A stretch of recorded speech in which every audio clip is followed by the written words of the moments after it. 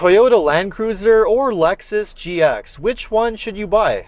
That's what we're going to find out. Welcome to Car Help Corner, where we help you, the consumer, master the process of car buying and car ownership. The Land Cruiser is a bit of a legend, known for its rugged, go-anywhere off-road capability and incredible reliability. But is that still the case with this all-new version? And is this the right SUV to buy, considering that there are other Toyota and Lexus SUVs that you can buy that are very mechanically similar? For example, for a bit less money, you could buy the Toyota 4Runner, or for a bit more money, the Lexus GX 550, which I brought along for comparison. All of these SUVs are made on Toyota's new global truck platform, which has an ultra-rigid, fully boxed frame and a proper four-wheel drive system with a low-range 2-speed transfer case, a locking center differential, and an available locking rear differential. Which means that regardless of which one you buy, you're getting an extremely capable off-road SUV. And another major bonus that all of these SUVs share is that they are all manufactured in Japan, which is a huge bonus for those that value Japanese build quality. And you can really feel the similarities after spending the last 2 weeks driving the Land Cruiser and the GX back to back. They do have a very similar feel to them. Both SUVs are a very similar size. They're both extremely spacious, mid-sized SUVs with nearly identical dimensions. They both have plenty of ground clearance, a nice high seating position with a commanding view of the road, and they both have fantastic outward visibility thanks to tall windows all the way around. Ultimately, you can really tell that these SUVs all come from the same basic platform, and you're getting that typical body-on-frame truck-like feel regardless of which SUV you buy. But of course, there are some major differences between the Land Cruiser and the GX, and one of the biggest ones is the drivetrain that you get underneath the hood. With the Land Cruiser, you get a turbocharged 4-cylinder engine with a hybrid system that comes connected to an 8-speed automatic transmission. This is the same iForce Max hybrid system that was introduced in the new Tacoma hybrid. With the GX 550, on the other hand, we have a twin turbocharged V6 engine with a 10-speed automatic transmission. In terms of power, they're really not that different on paper. The Land Cruiser produces 326 horsepower and 465 pound-feet of torque, whereas with the GX, you get 349 horsepower and 479 pound-feet of torque. So either way, you're getting a ton of power with both of these SUVs, and you can really feel it. They're nothing like the old naturally aspirated engines from the old 4Runner or the old GX, which were pretty sluggish by comparison. In these two, you have tons of low-end torque, and they really get going when you put your foot down. But with that said, there are some significant differences between them, and if I had to pick one as being the standout better choice, without question, it's the engine in the GX. The turbo 4-cylinder hybrid in the Land Cruiser is perfectly fine, especially when you're cruising, because the hybrid system shuts off the engine and it cruises pretty quietly, just like an electric vehicle. But when you put your foot into it, you can still really hear and feel that at the end of the day, it's still a 4-cylinder engine. It's quite smooth and refined, but when you push it hard, it can get a little bit loud, and it has that crude, gravelly feel that's typical for a 4-cylinder that you just don't have in the GX. By comparison, the twin-turbo V6 in the GX is buttery smooth and extremely quiet, and it just feels a lot more eager, like it has a lot more power. So it really is the more potent and the punchier drivetrain, and that also shows with the towing capability. Now, either of these are excellent towing SUVs. The Land Cruiser is able to tow up to 6,000 pounds, which is impressive, but the GX can tow up to 9,000 pounds, which pretty much blows away not only the Land Cruiser, but almost everything else it competes with. So you get more power, a smoother drivetrain, more towing capability, and the great part is that it really doesn't come at the expense of fuel economy. And that's really the disappointment with the Land Cruiser. Given that this is a hybrid drivetrain, I was expecting it to be a lot more fuel efficient than it is. It's rated to achieve up to around 23 miles per gallon or 10 liters per 100 kilometers. But in the real world, I didn't see a huge difference between them. It was actually much closer to the fuel economy of the GX, which is rated for only 17 miles per gallon or 14 liters per 100 kilometers. And given that both of these SUVs require premium fuel, well, there really isn't much fuel economy benefit to the Land Cruiser when compared to the GX. Ultimately, the real benefit that you're getting with both of these drivetrains is their performance. They are a lot more impressive than the far more simple and basic drivetrains that came before them, which were known for being extremely reliable and time-tested, but that's really about it.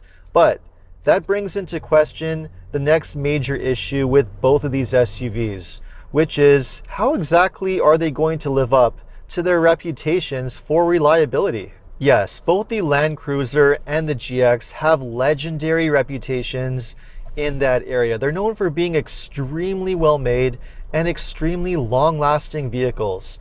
But is that still the case with these new versions, which do have extremely complicated drivetrains? Well, at the end of the day, both of these have turbocharged engines. They are a lot more complicated and they are more difficult to service and work on, especially as they age beyond the warranty period. There's just no getting away from that. And yes, there have been some issues with these drivetrains in other vehicles. For example, the 8-speed automatic in the Land Cruiser has been having some reported problems in the current generation Tacoma. And of course, we have the twin-turbo V6 engine from the GX, which has been subjected to a major recall in the Lexus LX and the Toyota Tundra for the 2022 and 2023 models, which had a defect requiring a complete engine replacement under recall.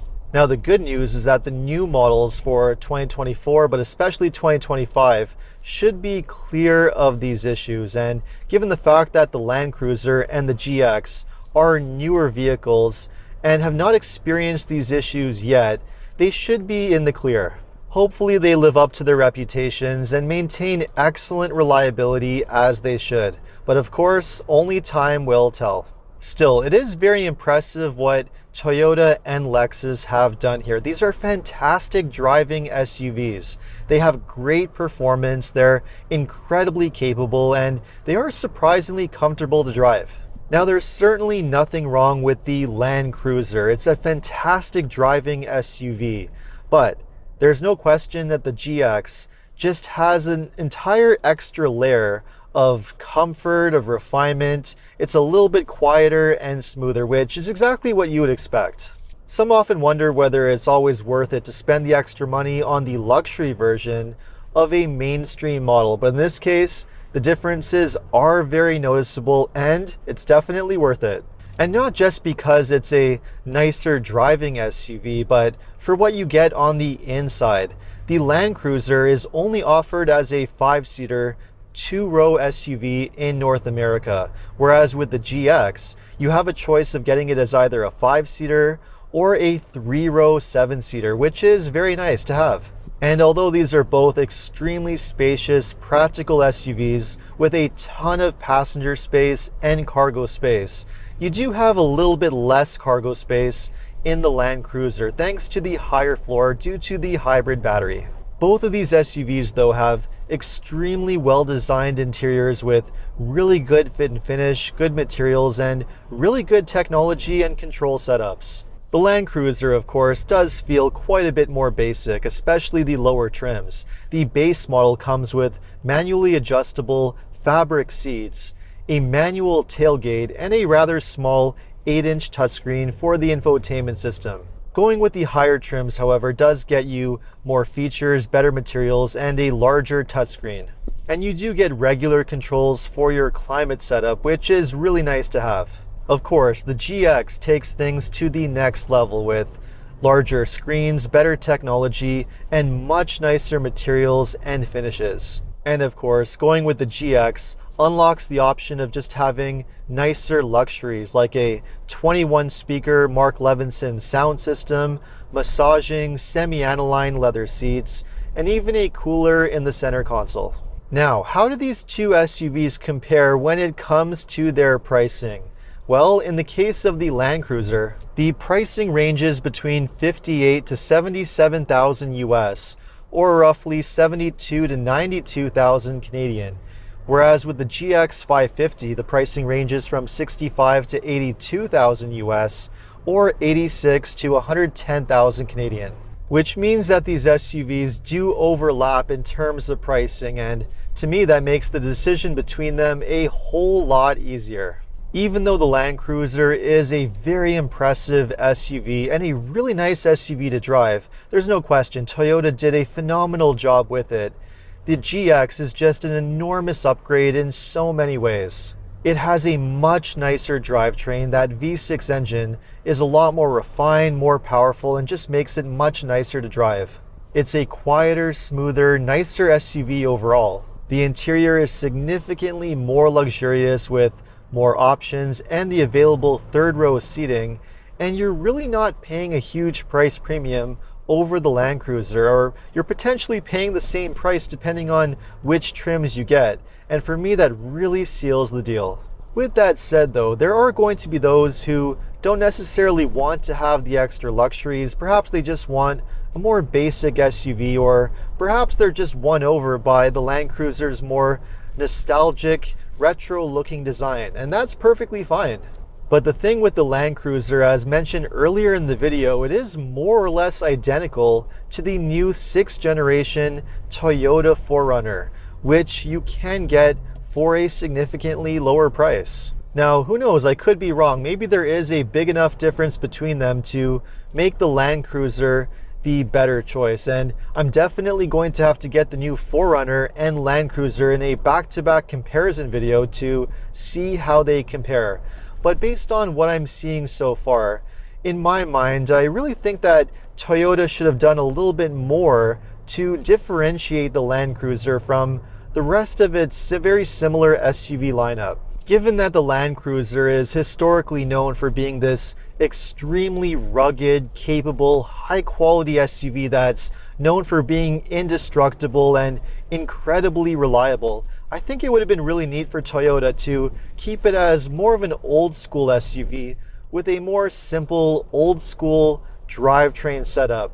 Perhaps a simple, naturally aspirated V6 engine like you got in the 5th generation 4Runner, and I know that's just a pipe dream to even mention, but there's certainly nothing wrong with the hybrid system that's in the Land Cruiser. Still, I think differentiating it a little bit more would have been really nice. In any case, after watching this video, let me know which of these SUVs would be your choice. Would you go for the less expensive Land Cruiser, or would you spend a little bit more for the Lexus GX 550?